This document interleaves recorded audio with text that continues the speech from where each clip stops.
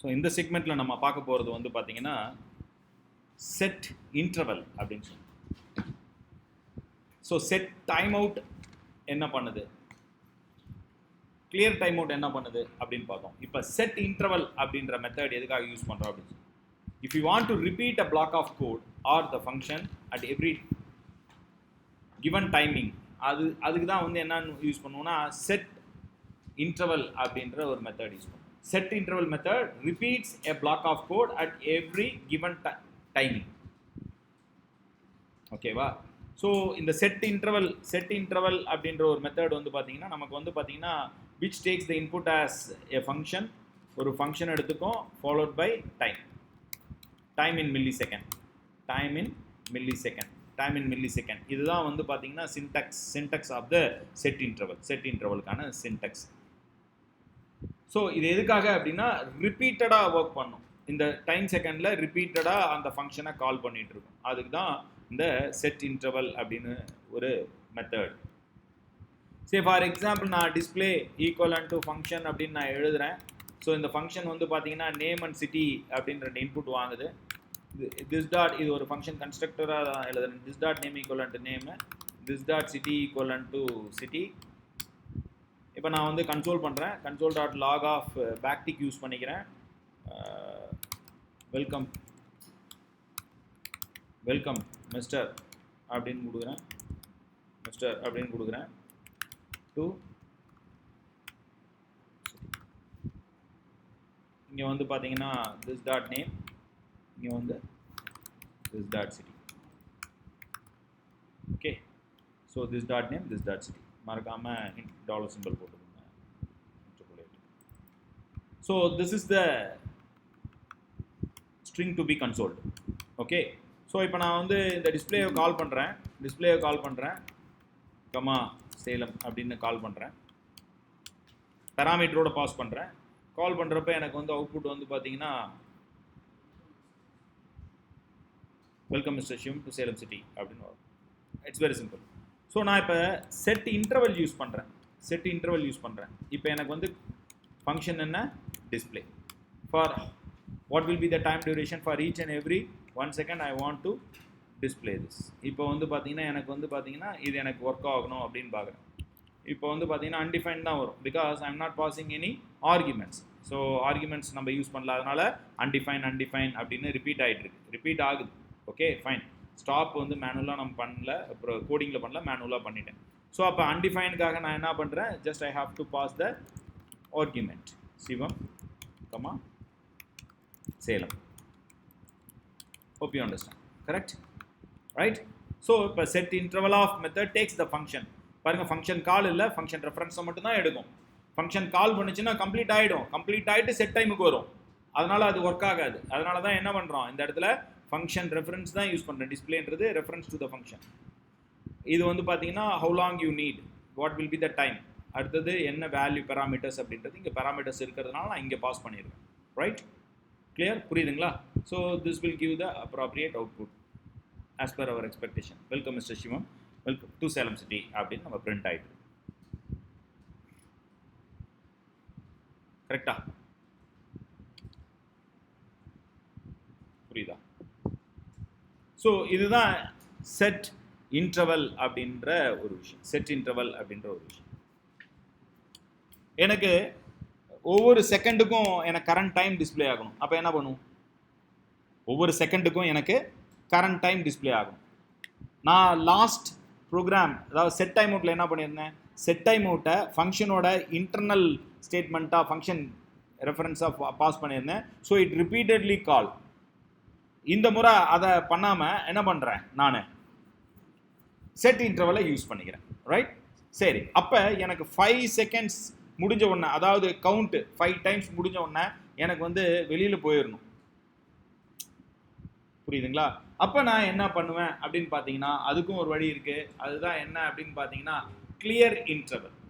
அதுதான் என்ன பண்ணுவோம், clear interval takes timer ID from the set இன்டர்வல்லேருந்து ஒரு டைமர் ஐடியை எடுத்துக்கும். அதுதான் என்னன்னு சொல்லுவோம், கிளியர் இன்டர்வல். எப்படி நம்ம வந்து கிளியர் டைம் அவுட் பார்த்தோம்ல, அது என்ன பண்ணுது, டைமர் ஐடி தானே எடுத்துக்குது. அது எங்கேருந்து வந்தது, செட் டைம் அவுட்டோட ரிட்டன் அதுதான் நமக்கு டைமர் ஐடியா இருக்கும். அதே போல் இங்கேயும் வந்து என்ன பண்ணுவோம், செட் இன்டர்வலோட ரிட்டர்ன் தான் என்னன்னு சொல்லுவோம், டைமர் ஐடி. அந்த டைமர் ஐடியை தான் கிளியர் இன்டர்வல் எடுத்துக்கும். ஸோ அதுக்கு ஒரு சின்ன எக்ஸாம்பிள் பார்க்கலாம். இப்போ நான் கவுண்டர் ஈக்குவலன் டு 0 அப்படின்னு இனிஷியலைஸ் பண்ணிட்டேன். இப்போ நான் செட் இன்டர்வல் யூஸ் பண்ணுறேன். எனக்கு ஃபங்க்ஷன் வேணும். ஸோ ஃபங்க்ஷனை நானே எழுதுகிறேன்.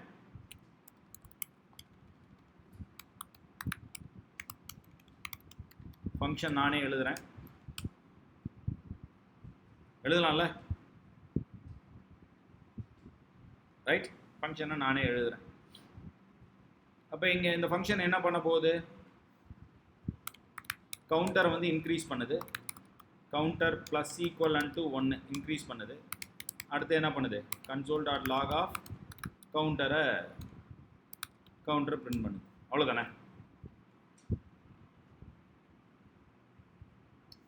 கவுண்டர் பிரிண்ட் பண்ண தேவையில்லை.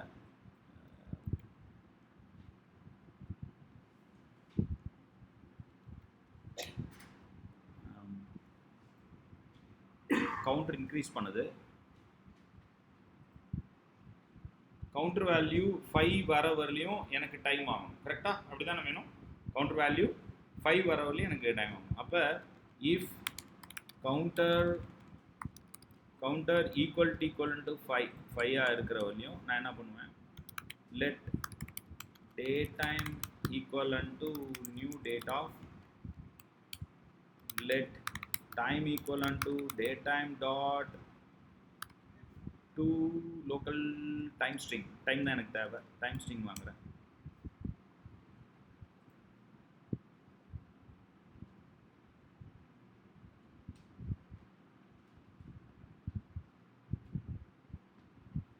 so let it be outside of this counter equivalent to 5. count 5 னா வெளியே போயிடலாம்.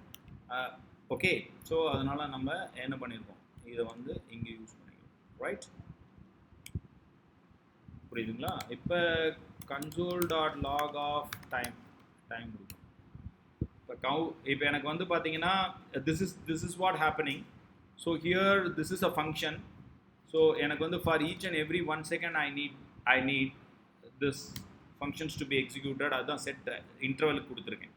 புரியுதுங்களா நான் பண்ணியிருக்கிறது என்ன அப்படின்னு? Right? hope you understand clear.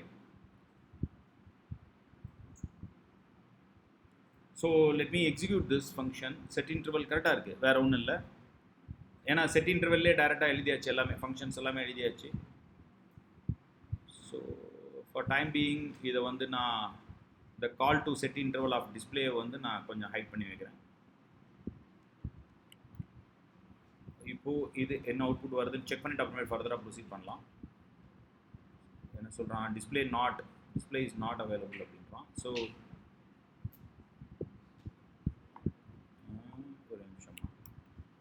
Save இல்லையா?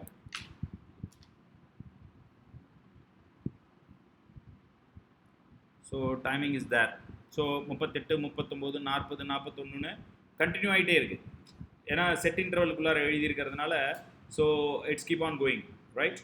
ஸோ நான் மேனுவலாக கிளியர் பண்ணாலும் வந்து நமக்கு வந்து மேனுவலாக கிளியர் பண்ணியிருக்கேன். இப்போ நான் கிளியர் டைம் இன்டர்வல் யூஸ் பண்ண போகிறேன்.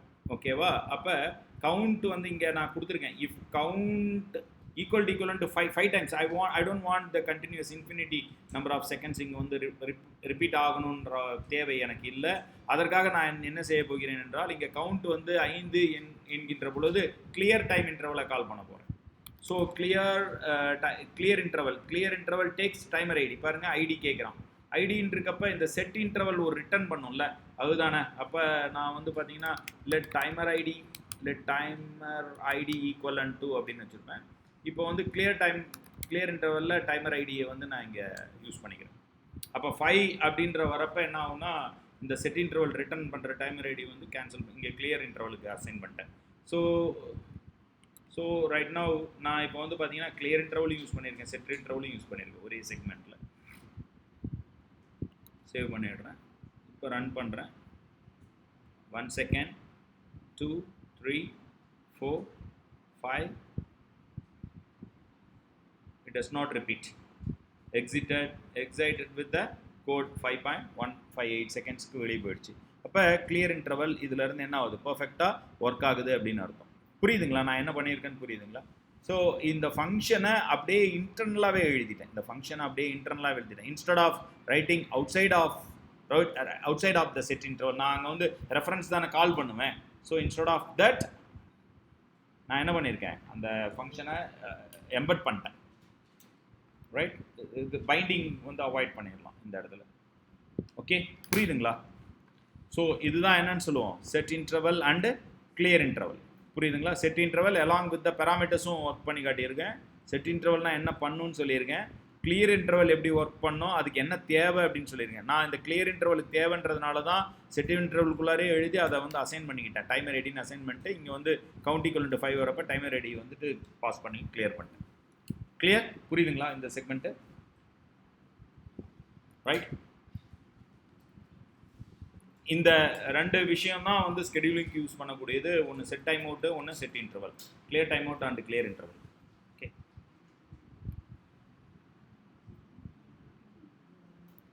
தொடர்ந்து வாட்ச் பண்ணுங்க.